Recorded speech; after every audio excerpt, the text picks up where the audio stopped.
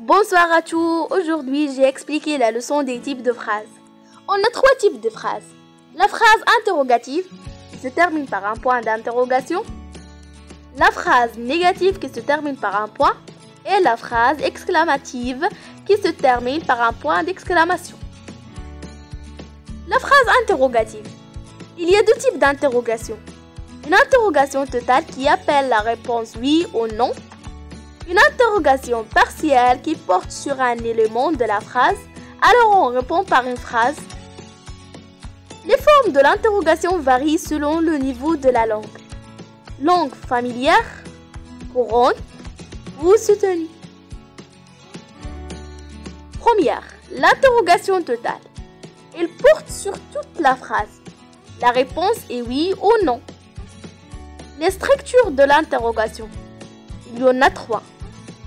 Première structure interrogative, c'est l'intonation. La voix monte, c'est la langue familière. On prend comme un exemple. Vous savez conduire?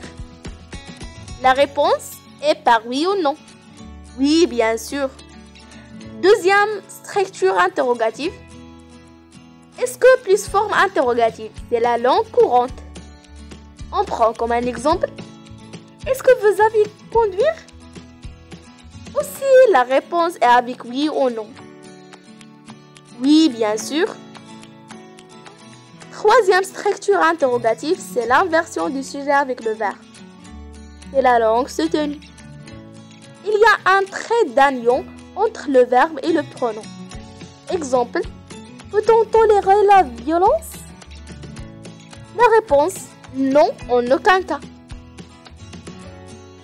Lorsque le verbe se termine par une voyelle, il faut intercaler un T entre le verbe et le pronom personnel sujet pour faciliter la prononciation. Exemple, y a-t-il quelqu'un dans la maison? Comme vous voyez, on ajoute un T entre le verbe et le pronom personnel sujet pour faciliter la prononciation. Quand le sujet est un nom, elle reste placée devant le verbe, mais elle est reprise par un pronom personnel. Exemple, cette table est-elle à vendre? La réponse, non, elle est déjà vendue. Comme vous voyez, elle est repris la table, qui reste placée devant le verbe.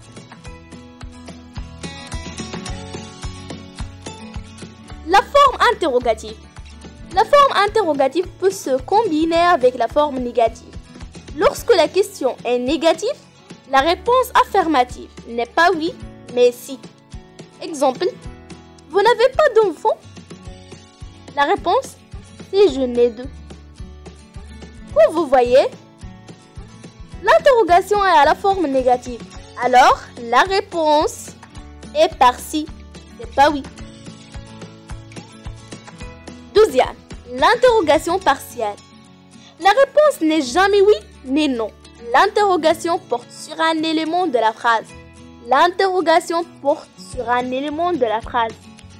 Le sujet, le complément d'objet et les compléments circonstanciels. Et se fait au moyen de mots interrogatifs, pronoms, adjectifs, adverbes. Les pronoms interrogatifs. Les pronoms sont différents selon qu'on interroge sur une personne ou sur une chose qui s'emploie pour poser une question pour l'identité d'une ou de plusieurs personnes. Que et quoi s'emploie pour poser une question sur une chose ou un objet. Lequel, laquelle, lesquels représentent une ou plusieurs personnes ou choses déjà nommées. Et les implique un choix. Les adjectifs interrogatifs. Quel, masculin, singulier. Quel, féminin, singulier. Quel, masculin, pluriel. Et quel, féminin, pluriel. Exemple. Quel est votre nom de famille? La réponse est avec une phrase. C'est la forêt. Les adverbes interrogatifs. Où, quand, combien, pourquoi, comment, etc. Attention, avec pourquoi Il n'y a pas d'inversion du non-sujet. On ne dira pas « Pourquoi pleure le bébé ?» mais « Pourquoi le bébé pleure-t-il » B. Remarque générale sur l'interrogation partielle. L'inversion est très courante dans des questions courtes. Où vas-tu? Quelle heure est-il? Quel âge as-tu? Comment allez-vous? Quel temps fit-il? Il n'y a pas d'inversion du non-sujet lorsque le verbe est suivi d'un complément. Avec qui sort Marie? C'est l'inversion. Avec qui Marie va-t-elle au cinéma? C'est inversion impossible. L'infinitif peut être employé dans une phrase interrogative pour apporter une nuance d'hésitation, de délibération. Exemple. À qui s'adresser? Pourquoi refuser? Que dire?